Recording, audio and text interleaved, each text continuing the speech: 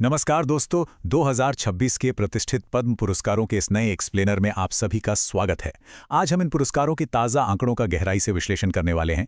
हम राष्ट्रीय स्तर की उत्कृष्टता तो देखेंगे ही, लेकिन साथ ही कुछ बहुत ही खास और दिलचस्प क्षेत्रीय उपलब्धियों पर भी नजर डालेंगे। तो चलिए, बिना किसी देरी के सीधे आज के विषय पर आते हैं। तो आज का हमारा एजेंडा क्या है? हम एक व्यापक नजरिए से शुरुआत करेंगे। सबसे पहले इन सर्वोच्च सम्मानों का इतिहास और इनकी चयन प्रक्रिया समझेंगे।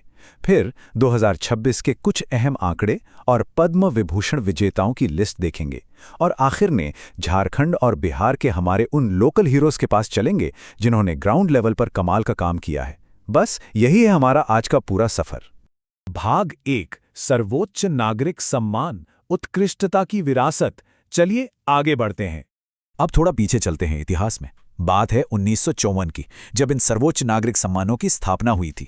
और इसके ठीक एक साल बाद यानी 1955 में इन्हें 3 अलग अलग श्रेणियों में बांट दिया गया। और आपको बता दूं, वही सिस्टम आज तक एक स्थापित ढांचे के रूप में चला रहा है। और ये 3 श्रेणियां हैं कौन सी? देखिए, सबसे टॉप पर आता है पद्म विभूषण, जो एकदम असाधारण और विशिष्ट सेवा के लिए दिया जाता है। फिर आता है पद्म भूषण, जो उच्च कोटि की विशिष्ट सेवा को मान्यता देता है। और तीसरा है पद्मश्री, जो किसी भी फील्ड में आपके उल्लेखनीय काम को रिकॉग्नाइज करता है। बहुत ही सिंपल रूल है ना? ये त्रिस्तरीय प्रणाली हर तरह के महान योगदान को सम्मान देने का एक बेहतरीन तरीका है। भाग 2, नामांकन व चयन प्रक्रिया, एक लोकतांत्रिक प्रक्रिया। अब आप शायद सोच रहे होंगे कि आखिर इन अवार्ड्स के लिए विजेताओं का चुनाव होता कैसे है। तो देखिए, ये प्रोसेस काफ़ी ज़्यादा डेमोक्रेटिक है। कोई भी भारतीय नागरिक इसके लिए पात्र है, यहाँ तक कि एनआरआई, ओसीआई और विदेशी नागरिक भी। बस डॉक्टर्स और साइंटिस्ट को छोड़कर सरकारी कर्मचारी आमतौर पर इसके दायरे में नहीं आते। प्रधानमंत्री एक विशेष पद्म अवार्ड कमेटी बनाते हैं जो इन नामों को चुनती है। और सबसे दिलचस्प बात पता है क्या है? आप अपना नाम खुद भी प्रपोज कर सकते हैं। जी हाँ, सेल्फ नॉमिनेशन बिल्कुल अलाउड है, जो इसे सच में खुली और पारदर्शी प्रक्रिया बनाता है।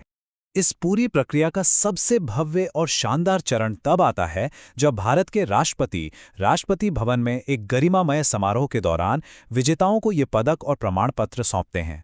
सोचिए, वो पल कितना गर्व का होता होगा। एक तरह से ये जीवन भर की मेहनत का अल्टीमेट सेलिब्रेशन है। भाग 3, 2026 के पुरस्कार आंकड़े, एक विस्तृत नज़र।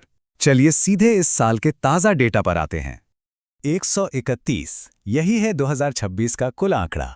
इतने सारे पद्म पुरस्कारों की घोषणा होना अपने आप में ये एहसास कराता है कि हमारे देश में राष्ट्रीय स्तर पर कितना बेहतरीन और बड़े पैमाने पर काम हो रहा है। अगर हम इस 131 को अलग अलग करके देखें तो 113 पद्मश्री हैं, 13 पद्म भूषण हैं और सिर्फ, ध्यान दीजिएगा, सिर्फ 5 पद्म विभूषण हैं। ये विभाजन साफ तौर पर दिखाता है कि पद्मश्री की पहुंच कितनी व्यापक है, जबकि विभूषण और भूषण श्रेणियां कितनी ज्यादा एक्सक्लूसिव और चुनिंदा हैं। इस बार इन 131 विजेताओं में एक बहुत ही शानदार डाइवर्सिटी देखने को मिल रही है। 19 महिलाएं सम्मानित की गई हैं, 16 पुरस्कार मरणोपरांत यानी पोस्टमसली दिए गए हैं और 6 विजेता विदेशी, एनआरआई या ओसीआई श्रेणी से हैं।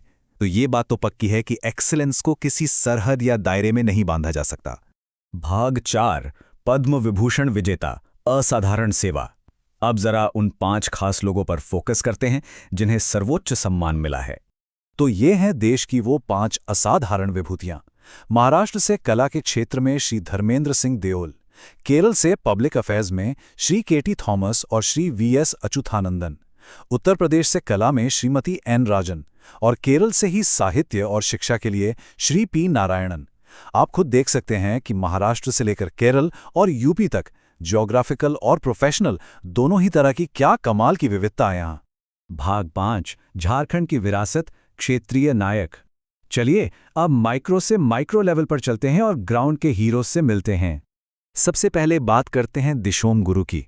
ये उपाधि झारखंड मुक्ति मोर्चा के संस्थापक श्री शिबू सोरेन जी के लिए इस्तेमाल होती है। पब्लिक लाइफ में उनकी जो ऐतिहासिक भूमिका रही है, खासकर झारखंड राज्य के गठन में उनका जो बड़ा योगदान था और आदिवासियों के बीच वो जिस तरह एक मसीहा माने जाते हैं, बस उसी इतिहास को यहाँ संज्ञान में लिया गया है। और सार्वजनिक जीवन में उनके इसी ऐतिहासिक योगदान और इतने व्यापक क्षेत्रीय प्रभाव को देखते हुए श्री शिबू सोरेन जी को मरणोपरांत पद्म भूषण से सम्मानित किया गया है। ये उच्च कोटि की विशिष्ट सेवा का वाकई एक बहुत महत्वपूर्ण उदाहरण है। भाग 6, बिहार के नायक, संस्कृति का संरक्षण। अब चलते हैं पड़ोसी राज्य बिहार। यहां हम बिहार के 3 बहुत ही प्रेरक पद्मश्री चैंपियनों के बारे में जानेंगे। मजेदार बात यह है कि ये तीनों बिल्कुल अलग-अलग फील्ड से हैं, संगीत, नृत्य और कृषि। श्री भरत सिंह भारती, स्वर्गीय श्री विश्वबंधु और डॉक्टर गोपाल जी त्रिवेदी, इन तीनों ने अपने अपने क्षेत्र में एकदम शांति से, बिना किसी शोर शराबे के बहुत बड़ी क्रांति ला दी है। सबसे पहले सुनिए श्री भरत सिंह भारती जी की कहानी। पूरे 7 दशकों तक, जी हां 70 साल, इन्होंने अपना पूरा जीवन भोजपुरी लोक संस्कृति और संगीत को ग्लोबल लेवल पर ले जाने में लगा दिया। सोचकर देखिए, एक अकेले व्यक्ति की जिंदगी भर की मेहनत ने कैसे एक क्षेत्रीय कला को विश्व पटल पर इतनी मजबूती से खड़ा कर दिया है। दूसरे हैं कला गुरु स्वर्गीय श्री विश्वबंधु जी। इन्होंने सुरांगन टुरांगन नाम की एक संस्था बनाई थी, लेकिन इनकी सबसे बड़ी अचीवमेंट क्या थी? वो थी डमकच नाम की एक लोक नृत्य शैली को पुनर्जीवित करना, जो बस खत्म ही होने वाली थी।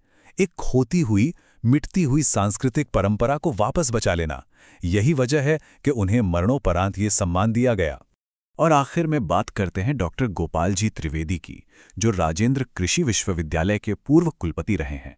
इन्होंने लीची के पुराने बगीचों में कैनोपी मैनेजमेंट तकनीक को काफी पॉपुलर बनाया। अब आप पूछेंगे इससे हुआ क्या? तो उनके इस सीधे वैज्ञानिक हस्तक्षेप की वजह से किसानों के खेतों में लीची का प्रोडक्शन बहुत ही शानदार तरीके से बढ़ गया।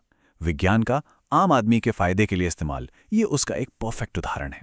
तो दोस्तों, इस पूरे एक्सप्लेनर के अंत में मैं आप सबके लिए एक सवाल छोड़कर जा रहा हूं। स्थानीय परंपराओं का संरक्षण और ये क्षेत्रीय उत्कृष्टता आखिर एक आधुनिक राष्ट्र की नींव कैसे बनाते हैं? जरा सोचिए, चाहे वो एक क्षेत्रीय नृत्य को विलुप्त होने से बचाना हो, लगातार 70 साल तक लोक संगीत गाना हो, या फिर सीधे खेतों में उपज बढ़ाना हो, क्या यही वो गहरी और मजबूत जड़ें नहीं हैं जो किसी भी राष्ट्र को वास्तव में महान बनाती हैं? इस विचार पर गहराई से मनन जरूर कीजिएगा। आज के लिए बस इतना ही।